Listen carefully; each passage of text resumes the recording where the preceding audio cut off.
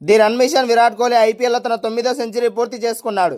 రాయ్పూర్ వేదికగా జరిగిన మ్యాచ్లో కోల్కతా నైట్ రైడర్స్పై సెంచరీ బాదాడు. 32 బంతుల్లో హాఫ్ సెంచరీ పూర్తి చేసుకున్న విరాట్ కోహ్లీ 58వ సెంచరీ పూర్తి చేసుకున్నాడు. విరాట్ కోహ్లీ క్లాస్ ఇన్నింగ్స్తో భారీ టార్గెట్ను ఆర్సీబీ ఆడుతూ పాడుతూ ఛేదించింది. విరాట్ కోహ్లీ వన్ మ్యాన్ షోతో రాణించడంతో ఆర్సీబీ 19 ఓవర్లలో విజయం సాధించింది.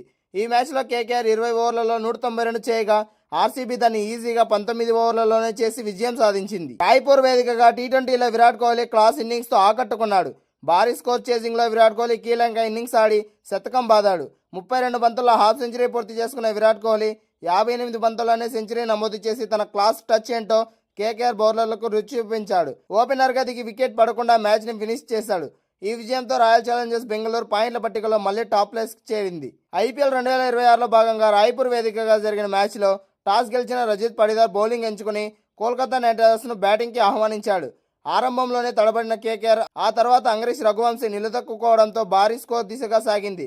ఆఖరులో రింకు సింగ్ రాణించడంతో 20 ఓవర్లలో 4 వికెట్ల నష్టానికి 192 పరుగులు చేసింది. కేకేఆర్ అందించిన 193 పరుగుల లక్ష్యంతో బరిలోకి దిగిన ఆర్సీబీ విరాట్ కోహ్లీ అదిరిపోయే ఆరంభం ఇచ్చాడు. మరో ఓపెనర్ జేకబ్ బెతల్ కూడా రాణించడంతో తొలి వికెట్కు 3.2 ఓవర్లలో 37 పరుగులు చేశారు. బెతల్ 12 బంతుల్లో 15 పరుగులు చేసి అవుట్ అయ్యాడు. దేవదత్ పడిక్కల్ క్రీజులోకి వచ్చిన తర్వాత స్కోర్ బోర్డ్ పరుగులు పెట్టింది.